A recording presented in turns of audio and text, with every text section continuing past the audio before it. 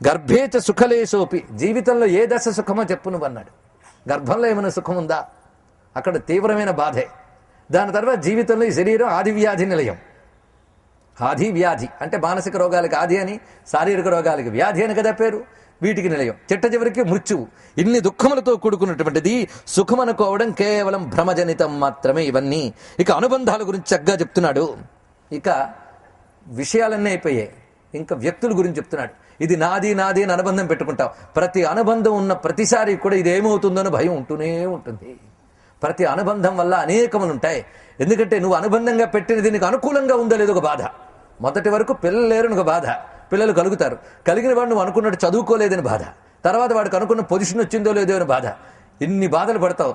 ఏమిటి నువ్వు మార్చగలవు వాడిని?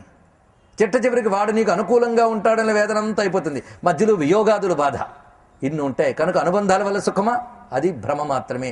కనుక సుఖం అనుకునేవన్నీ భ్రమలే అనేది ఎంత చక్కగా చెప్తున్నాడు.